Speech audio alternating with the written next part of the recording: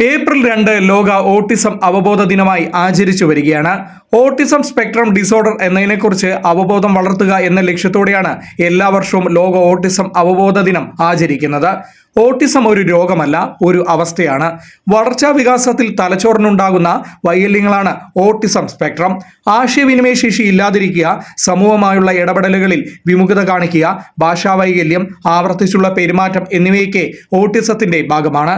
2007 ഐക്യരാഷ്ട്രസഭയുടെ പൊതുസഭ ഏപ്രിൽ 2 ലോക ഓട്ടിസം അവബോധ ദിനമായി പ്രഖ്യാപിച്ചത്.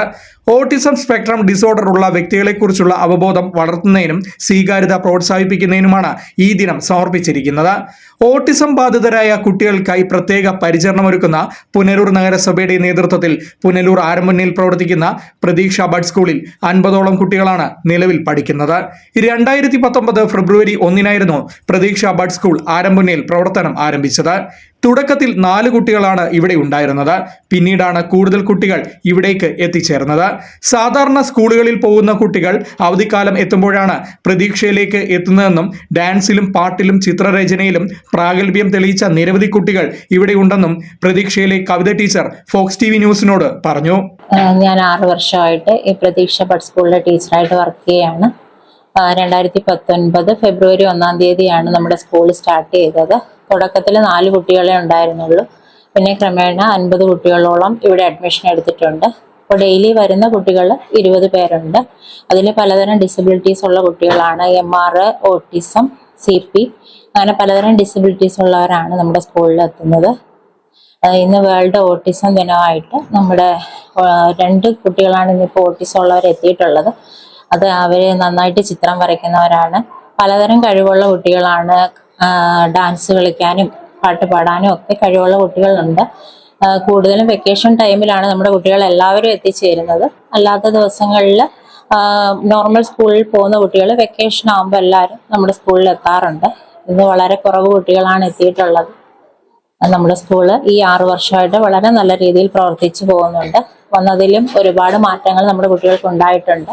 ഹൈപ്പർ ആക്ടിവിറ്റി ഉള്ള കുട്ടികളൊക്കെ ഉണ്ട്. അവരുടെ അറ്റൻഷൻ സീക്കിംഗ് പ്രോബ്ലം ഒക്കെ ഒരുപാട് ഇവിടെ വന്നതിന് ശേഷം മാറിയിട്ടുള്ളതായിട്ടാണ് നമുക്കറിയാൻ കഴിയുന്നത്. അതേസമയം ഓട്ടിസത്തെക്കുറിച്ചും വ്യക്തികളിലും കുടുംബങ്ങളിലും അതിന്റെ സ്വാധീനത്തെക്കുറിച്ചും നേരത്തെയുള്ള രോഗനിർണയത്തിന്റെയും ഇടപെടലിന്റെയും പ്രാധാന്യത്തെക്കുറിച്ചും മികച്ച ധാരണ വളർത്തുക എന്നതും ലോക ഓട്ടിസം ദിനത്തിന്റെ ലക്ഷ്യമാണ്. നമ്മുടെ പുനലൂർ നഗരസഭയിലെ ആരംമുന്ന വാർഡിലാണ് ബസ് സ്കൂൾ പ്രവർത്തിക്കുന്നത്. 2015-20 കാലഘട്ടത്തിൽ ഇരുന്ന കൗൺസിലിൽ ആ സമയത്ത് നമ്മൾ പ്രവർത്തനം ആരംഭിച്ച ബഡ് സ്കൂളാണിത്. മുനിസിപ്പൽ മേഖലയിലെ ഒട്ടനവധി കുട്ടികൾക്ക് പ്രയോജനകരമാകുന്ന തരത്തിലാണ് ഈ ബഡ് സ്കൂളിൻ്റെ പ്രവർത്തനങ്ങൾ. വിവിധ തരങ്ങളായ അംഗവൈകല്യങ്ങൾ ഉള്ള കുട്ടികൾ, അതായത് നമുക്ക് ചിലപ്പോൾ എല്ലാ കുട്ടികളും ഒരുപോലെ ആകണമെന്നില്ല, വ്യത്യസ്തങ്ങളായ വൈകല്യങ്ങളുള്ള കുട്ടികളെ ഇവിടെ കൊണ്ടുവരികയും അവർക്ക് പഠിക്കുന്നതിനുള്ള സൗകര്യം ഉണ്ടാക്കി കൊടുക്കുകയും അവർക്ക് എന്താണോ നമുക്ക് ചെയ്യാൻ കഴിയുന്നത് അത്തരത്തിൽ അവർക്ക് ചെയ്തു കൊടുക്കുകയും അതിലൂടെ ആ കുഞ്ഞുങ്ങളെ സമൂഹത്തിലേക്ക് കൊണ്ടുവരുന്നതിനുള്ള എല്ലാ പ്രവർത്തനങ്ങളും ഈ ബഡ് സ്കൂളിൽ നടന്നു വരുന്നുണ്ട്. കുട്ടികളെ പഠിപ്പിക്കുകയും അവരുടെ കായിക കഴിവുകളെയൊക്കെ പരിപോഷിപ്പിക്കുകയും ചെയ്തുകൊണ്ട് സമൂഹത്തിലേക്ക് ഇറങ്ങാൻ കഴിയുന്ന തരത്തിലേക്ക് ആ കുഞ്ഞുങ്ങളെ മാറ്റുക എന്നുള്ളത് നമ്മളുടെ എല്ലാവരുടെയും പൂർണ്ണമായ ഉത്തരവാദിത്വമാണ്.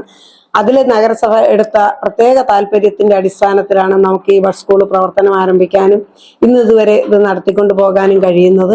അതിനാവശ്യമായ എല്ലാ ചെലവുകളും ഗവൺമെന്റിൽ നിന്നുള്ള എയ്ഡുകൾ ഉൾപ്പെടെ ഈ പ്രവർത്തനത്തിന് ആവശ്യമായ എല്ലാ ചെലവുകളും നഗരസഭ ഉൾപ്പെടെയാണ് വഹിക്കുന്നത്.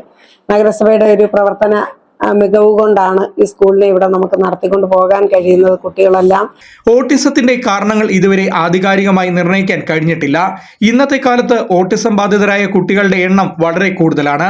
ഗർഭകാലത്തെ മരുന്നുകൾ, വൈറൽ അണുബാധകൾ, ഗർഭകാലത്തെ സങ്കീർണതകൾ അല്ലെങ്കിൽ ചില വസ്തുക്കളുമായി സമ്പർക്കം പുലർത്തൽ എന്നിവ ഈ പ്രശ്നങ്ങൾക്ക് കാരണമായേക്കാമെന്നും ASDയുടെ സാധ്യത വർദ്ധിപ്പിക്കുമെന്നും ചില ഗവേഷകർ അഭിപ്രായപ്പെടുന്നു. സാമൂഹീകരണം, ആശയവിനിമയം, പെരുമാറ്റ രീതി എന്നിവയാണ് ഓട്ടിസം അവതാളത്തിലാക്കുന്നത്. അതിനാൽ സൗഹൃദപരവും അനുയോജ്യവുമായ ജീവിതാന്തരീക്ഷം സൃഷ്ടിച്ച് നിരന്തരമായ പരിശീലനം നൽകുകയാണ് ഓട്ടിസത്തിന്റെ പ്രധാന ചികിത്സയെന്നും ആരോഗ്യ വിദഗ്ധർ ചൂണ്ടിക്കാട്ടുന്നു. Fox TV news, Punalur.